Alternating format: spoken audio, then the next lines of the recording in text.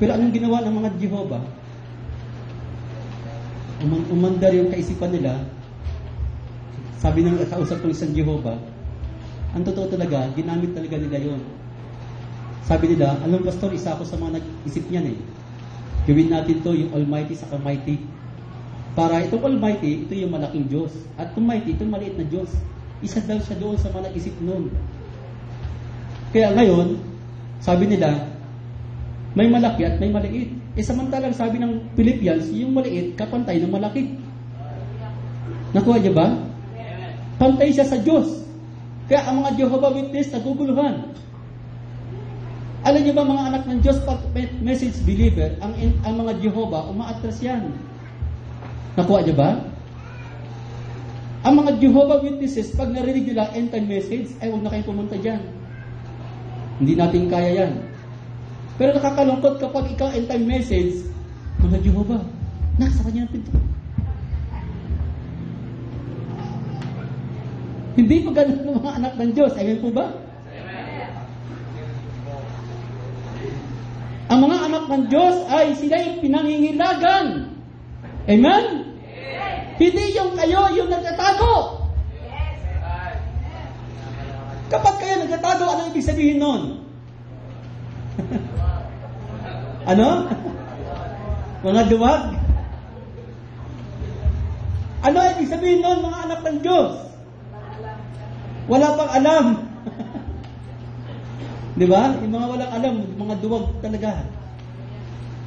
Kaya pag may pumunta, kumakatok, naku po, sabi Jehovah yan na. Sara yung pinto na. Naalaala ko one time may Jehovah pumunta sa bahay. Palipat na ako ng bahay. Wala pa akong bahay. At saan kayo makakuha ng bahay? Mag-apply ako sa housing, wala akong requirement. Eto ngayon may kumatok. Tao po. Sabi ko kay Sister Binig, mga Jehovah Witnesses yan, huwag mo nang papasukin kasi kumakain ako pwede po bang makatuloy? Sa pabahay po to. Uy! Ay ko, tama-tama, nag-aaral ko ng bahay. Pabahay daw, pabahay. Baka Jehovah, ano kayo, Jehovah Witnesses? Hindi po pabahay to. Ngayon, pasok, gusto ko makinig, baka maka-apply ng bahay.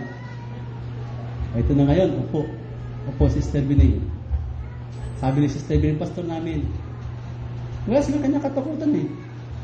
Ito na ngayon, kumakain ako. Kaya. Biglang naglabas ng Bible, sila'y nagtatanim, sila'y gumagawa ng bahay, at taas talaga dugo ko kaagad din. Ay ko, mga manloloko kayo! Mga deceiver! Ang dami kong sinalita, tama, nagkanyang-kanyang takbuhan palabas. Akala ko magkakaroon na ako ng bahay eh. Pabahay daw, pabahay po ito. Ay ko, tama naman talaga, palipat ako ng bahay, gusto ko sana magkaroon ng sariling bahay. Isa'y pabahay, sige pasok ko, pabahay, makikinig ako ng paliwanag, baka pwede ako makakuha ng bahay. Ito nga, sabay bukas sa Isaiah, sila nagtatayo ng bahay, tatanim. Sabi ko talaga. Ay, dahil talaga nang nireview ko mga kapatid. Ay kung mga mandaraya kayo, mga deceiver kayo, mga mandaloko kayo, sabi nyo, talagang karipas ng takbo palabas ng bahay. Nakita nila. Akala din na gaganon-ganon na yung manggagawa.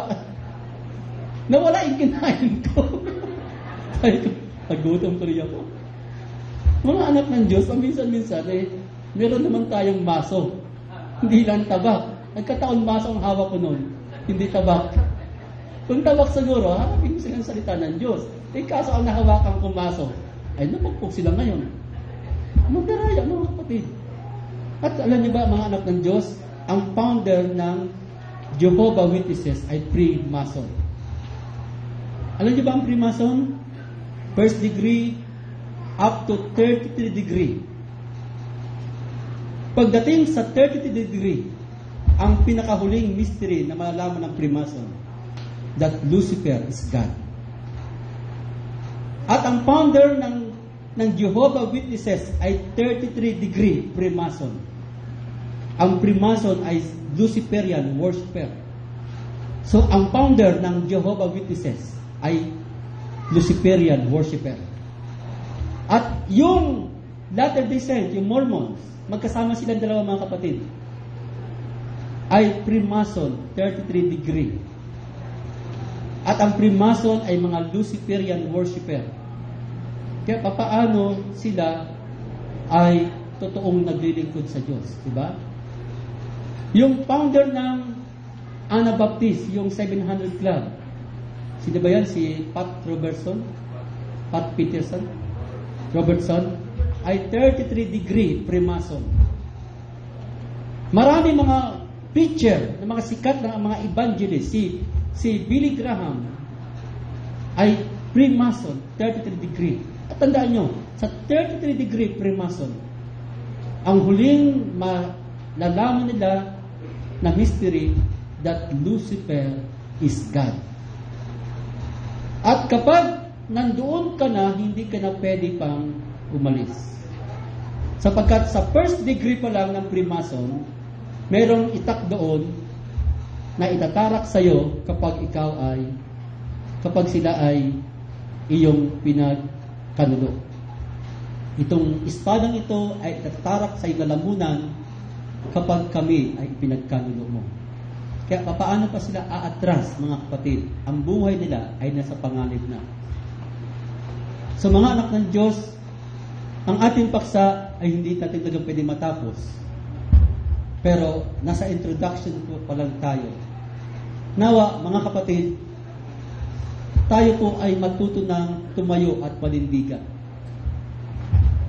Napakasarap po magtanggol ng katotohanan. Amen? Huwag po tayong maging katulad ni Pedro nung wala pa ang Espiritu Santo. Ang Panginoon, sinasampal, dinuduraan. Lahat ng pangit ay ginawa kay Jesus Christ. Si Pedro lang ang kaisa-isang alagad na nakasaksi. Pero walang magawa si Pedro, kundi tumingin lang. At nawa, hindi tayo maging ganon, mga kapatid. Tayo po ay matutong magtanggol. Amen po ba? Amen. Alam niyo po, mga anak ng Diyos, kahit pa pagsabay-sabayin ang Katoliko, ang Iglesia, ang Jehovah, ang Sabadista, ang lahat ng mga denominasyon, magsabay-sabay na silang lahat. Hindi nila kayang sirain ang salita, ang mensahe.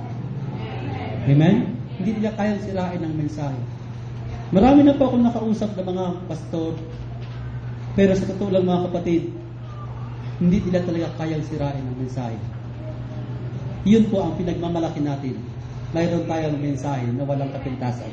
Ating palakpakan ng ating Panginoon. Hallelujah. Tayo po'y tumayo, mga kapatid. Praise be to God. Hallelujah.